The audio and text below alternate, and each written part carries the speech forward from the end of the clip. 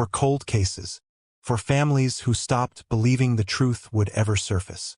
And in 2025, all four cracked open because of a closet nobody checked, a DNA database that finally caught up, a burn pile that wasn't as thorough as someone hoped, and a 10-year-old girl who never stopped watching a yellow van drive away.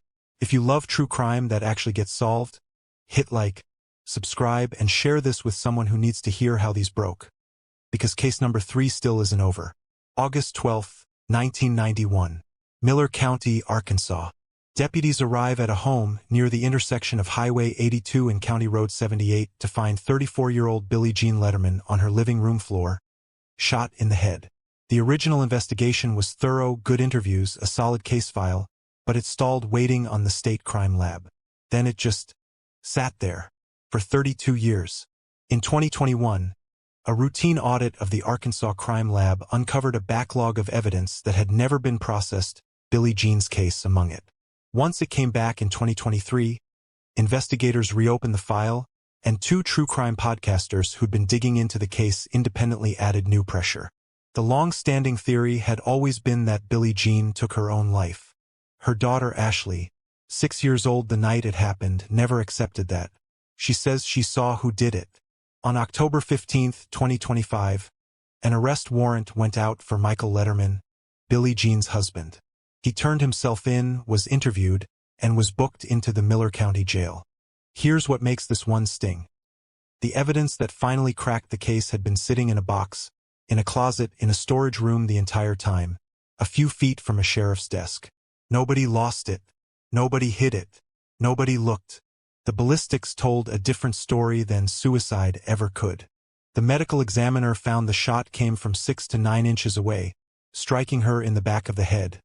Not the kind of angle a person manages on themselves.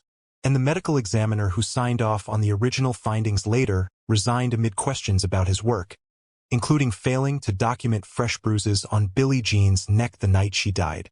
Michael Letterman maintains his innocence. The case is headed to trial. Delaware County, Oklahoma, 2014. 20-year-old Dustin Carver, friends called him Dusty, or Ray, was last seen climbing into a pickup truck with 2 men he didn't know, right after leaving his girlfriend's house. That was March 3rd. Investigators traced his last known location to a rural property belonging to James and Penny Larson. A search that April turned up nothing. But when they went back 2 months later, they found a burn pile, charred wood, bone fragments, teeth, and a human clavicle consistent with a young man Dustin's age. Blood was found inside the home. Prosecutors, without a positive ID, declined to charge anyone. Dustin's case sat cold for over a decade. Then, in July 2025, a jailhouse tip from an unrelated case in Missouri gave investigators the break they needed. James Larson and Penny Larson were arrested and charged with first-degree murder. A third man, Bradley Major, was also charged. The account that's emerged is brutal. Dustin was allegedly confronted over a false accusation, then beaten with baseball bats. An attack investigators believe wasn't quick. Penny is accused of cleaning up the scene afterward, though blood evidence survived her efforts. Dustin's body, according to investigators, was moved through a window, driven to the property's burn pile, and set alight for more than 12 hours in an attempt to erase any trace of him. The case returns to court in January 2026 for a preliminary hearing. Western Australia, 1980. 12-year-old Lisa Mott, a swimmer, a clarinet player, a kid from a coal mining town everyone considered safe, left a basketball court on October 30th and never made it the last few hundred meters home.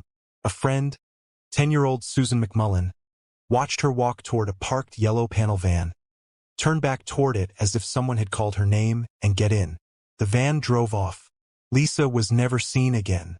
For decades, the case barely moved, despite police examining hundreds of yellow panel vans across the state and a reward that climbed from $20,000 to $250,000, then to a full $1 million. Then in 2025, 45 years later, police announced they were re-examining a yellow van found abandoned in Bushland back in 1996, a vehicle they'd once ruled out. New witnesses have come forward. Fragments of the van itself have been recovered from a state forest. And police have released a description of a young man, 18 to 20 at the time, tall, curly-haired, seen leaning against the van the night Lisa vanished. They're asking him directly to come forward. Lisa's father died without ever learning what happened to his daughter. Her mother, now 82, says she's made peace with maybe never knowing, but hasn't stopped hoping someone out there still remembers. Fort Wayne, Indiana, July 2008. A motel housekeeper walks into a room mid-shift and is confronted, then assaulted, by a man who wasn't supposed to be there. Evidence is collected.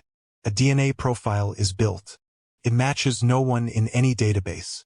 The case goes cold, not from lack of evidence, but lack of a name to attach to it. 17 years pass. In April 2025, a man named Brad Battershell is arrested in an unrelated case in Whitley County. Standard booking procedure means his DNA gets entered into the national database. 2 months later, it flags a match to the 2008 case. By December, after additional testing confirmed it, Battershell was arrested and charged with 2 counts of indecent assault, 3 counts of criminal deviant conduct, and battery, all felonies. No new witness, no confession, just a database finally catching up to a sample that had been waiting 17 years. For cases, for different reasons they went cold, a backlog, a lack of a body, a lack of a name, a wall of silence. And for different reasons they finally broke. If cases like this matter to you, make sure you're subscribed because there's more coming, and case 1 still hasn't gone to trial.